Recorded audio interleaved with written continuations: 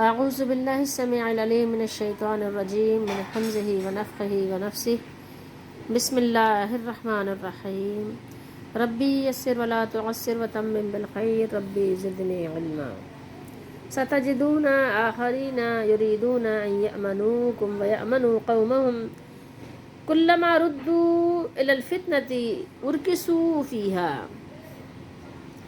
فإن لم يعتزلوكم ويلقوا إليكم السلام ويكفوا أيديهم فخذوهم واقتلوهم حيث ثقفتموهم وأولئكم جعلنا لكم عليهم سلطانا مبينا۔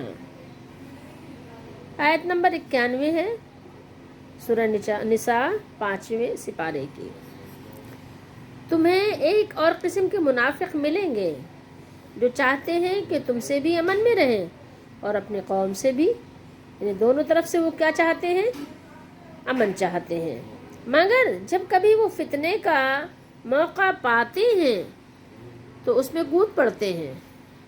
چنانچہ ایسے لوگ اگر تم سے مقابلہ کرنے سے باز نہ آئیں اور تمہیں صلح اور امن کی پیشکش نہ کریں اور لڑائی سے اپنے ہاتھ نہ روکیں تو تم انہیں جہاں کہیں پاؤ پکڑ کر قتل کر دو۔ یہی وہ لوگ ہیں جن پر ہاتھ اٹھانے کے لیے ہم نے تمہیں کھلی اجازت دے دی ہے۔ کس نے دی ہے؟ اللہ نے، جو مالک ہے ہمارا بھی اور ان نافرمانوں کا بھی جو اللہ کے نہیں مانتے، جو سب کا مالک ہے اس نے اجازت دی ہے۔ ستجدون آخرین، یہ کچھ اور لوگوں کا ذکر ہے یہاں پر کہ عنقریب کچھ اور لوگ ایسے بھی آپ پاؤ گے جو یہ چاہتے ہیں کہ تم سے بھی امن میں رہیں اور اپنی قوم سے بھی امن میں رہیں۔ اپنی قوم ان کی کون ہے؟ اس کا تذکرہ بیان کر دیا گیا ہے۔ یہ لوگ ظاہری صورت میں تو ان لوگوں ہی کی طرح ہیں جن کا پہلے ذکر ہوا، لیکن یہ نیت کے اعتبار سے ان سے مختلف ہیں کیونکہ یہ منافق ہیں۔ نبی اکرم صلی اللہ علیہ وآلہ وسلم اور صحابہ کرام رضی اللہ تعالیٰ عنہم کے سامنے تو اسلام کا اظہار کرتے تاکہ اپنے خونوں اور مالوں اولادوں کو بچا سکیں، یعنی اپنا آپ یعنی سارا کچھ بچا لیں، مالوں کو، اولادوں کو اور اپنے خونوں کو بھی یہ بچا سکیں، ٹھیک ہے، کیونکہ ان کو مسلمان سمجھا جائے، مگر خفیہ طور پر یہ کفار سے دوستی رکھتے تھے، ٹھیک ہے۔ تو ان کی قوم کون تھی؟ کفار ان کی قوم کے لوگ تھے اور ان کے ساتھ مل کر وہی عبادت کرتے ہیں، ٹھیک ہے۔ کون سی عبادت کرتے ہیں؟ جو وہ ان کی قوم کے لوگ کرتے ہیں، تاکہ ان کے پاس مامون ہو جائیں، امن و امان ہو جائیں، پوس وہ کیا کہتے ہیں بالکل، یعنی اور اپنی پوس پھوس ہو برقرار رکھیں، ٹھیک ہے۔ ان کی جو زندگی ہے وہ خوب جو ہے وہ کہنا چاہیے کہ پرامن ہو جائے، یا آپ کہہ سکتے ہیں پیسفل لائف کے جیسے منتظر ہوتے ہیں، ان کے لیے وہی خوشی کا باعث ہے وہ ہو جائے۔ انہی لوگوں کے لیے قرآن مجید میں اللہ تعالیٰ نے ارشاد فرمایا ہے، سورہ بقرہ میں ہم پڑھ چکے ہیں، وَإِذَا خَلَوْا إِلَىٰ شَيَاطِينِهِمْ قَالُوا إِنَّا مَعَكُمْ، اور وہ جب اپنے شیطانوں کے پاس تنہا ہوتے ہیں تو ان سے کہتے ہیں کہ ہم تمہارے ساتھ ہیں۔ اور یہاں پر اللہ تعالیٰ نے یہ ارشاد فرمایا کلما ردوا الی الفتنۃ ارکسوا فیہا، لیکن جب کبھی فتنہ انگیزی کو بلائے جائیں تو ان میں اوندھے منہ گر پڑیں، یعنی کیا مقصد ہے؟ منہمک ہو جائیں، اس میں کود پڑیں۔ کس لیے؟ تاکہ مسلمانوں کو نقصان پہنچے، ٹھیک ہے۔ وہ اس میں فتنہ چاہنے کے لیے فتنہ برپا کرتے ہیں۔ فتنہ، اصل فتنہ کیا ہے؟ اصل فتنہ یہ کہ شرک کرتے ہیں، شرک والوں کا ساتھ دیتے ہیں، مشرکوں کے ساتھ کو پسند کرتے ہیں، مشرکوں کے ساتھ رہنے کو مصلحت کہتے ہیں۔ اور یہاں پر سدی کہتے ہیں کہ فتنے سے مراد شرک ہے۔ اس آیت کریمہ میں ایک تیسری قسم کے لوگوں کا حال بیان کیا گیا ہے جو بہت ہی بدترین قسم کے منافق ہیں، جو ڈھنڈورا تو اپنی امن پسندی کا پیٹتے ہیں، مگر ان کا فریب کیا ہے؟ کہ جب داؤ لگ جائے تو اسلام دشمنی میں کوئی کسر اٹھا نہیں رکھتے. ان کا امن پسندی کا دعویٰ سچا ہونے کی 3 ہی صورتیں ممکن ہیں. نمبر 1 یہ کہ مسلمانوں سے صلح کر لیں. نمبر 2 یہ کہ لشکر کفار میں شامل نہ ہو. اور نمبر 3 یہ کہ اگر انہیں مجبوراً شامل ہونا ہی پڑے تو پھر اپنے ہاتھ روکے رکھیں، یعنی عملاً لڑائی میں شامل نہ ہوں، جیسا کہ جنگ بدر میں حضرت عباس رضی اللہ تعالیٰ عنہ کے متعلق رسول اللہ صلی اللہ علیہ وسلم نے حکم دیا کہ انہیں قتل نہ کیا جائے، کیونکہ وہ مجبور کر کے لائے گئے ہیں، وہ خود خوشی خوشی نہیں آئے. اگر یہ تینوں باتیں ان منافقین میں نہ پائی جائیں تو اس کا مطلب ہے کہ ان کی نیتوں میں فتور ہے اور وہ امن پسندی کی آڑ میں دھوکہ دے کر فریب کر کے مسلمانوں سے انتقام لینا چاہتے ہیں. لہٰذا ایسے منافقوں کا علاج یہ ہے کہ انہیں پکڑو اور جہاں ملے ان کو قتل کر دو. کیا یہ ظالمانہ رول ہے؟ نہیں، یہ تو انتہائی منصفانہ رول ہے. یہ کیوں؟ اس لیے کہ یہ فساد چاہتے ہیں زمین پر.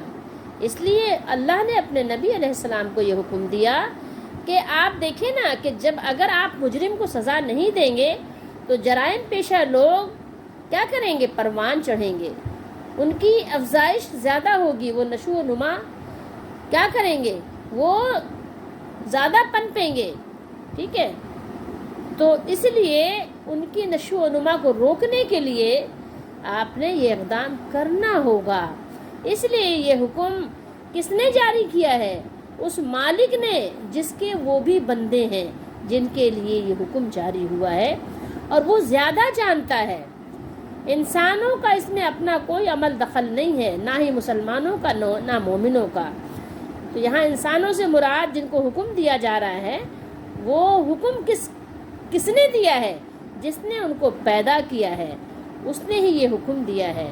ادروائز اللہ تعالیٰ نہ تو فتنے کو پسند کرتا ہے نہ فساد کو پسند کرتا ہے. اللہ تعالیٰ سب سے زیادہ امن و امان کو پسند فرماتا ہے اور ایسے بندوں کو بھی پسند فرماتا ہے جو امن و امان کا قیام کیا کریں؟ قائم کریں. دیکھیے، غور کیجیے کیا فرمایا ہے؟ یلقو و یکفو، اس کا بھی اور اس کا بھی، ان دونوں کا عطف کس پر ہوگا؟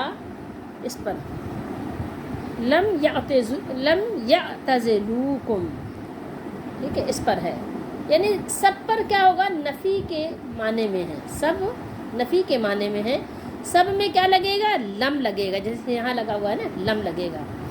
اس بات پر کہ واقعی ان کے دلوں میں نفاق اور ان کے سینوں میں تمہارے خلاف بغض و عناد ہے، تبھی تو وہ دوبارہ فتنے، شرک یا تمہارے خلاف لڑنے کے لیے آمادہ ہیں، قتال کرنے کے لیے جنگ میں مبتلا ہو گئے ہیں.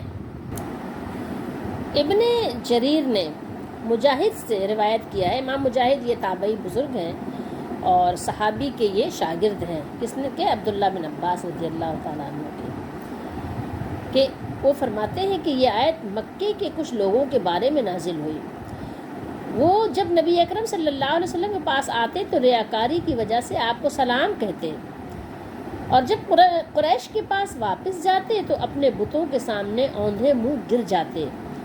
اور اس طرز عمل سے وہ یہ چاہتے تھے کہ اپنے آپ کو دونوں طرف سے، مسلمانوں سے بھی اور کافروں مشرکوں سے بھی کیا کریں؟ سیف کر لیں. یعنی اپنی سیفٹی چاہتے تھے کہ نہ ادھر سے مارے جائیں نہ ادھر سے مارے جائیں، دنیا بھی مل جائے آخرت بھی مل جائے. ایسا تو نہیں ہوتا. تو اس وجہ سے ان سے لڑنے کا حکم دیا گیا. لڑنے کا حکم اس آیت میں آپ کو نظر آ رہا ہے نا، اس کی وجہ ہے یہ، بشرطے کہ وہ کنارہ کشی اختیار نہ کریں.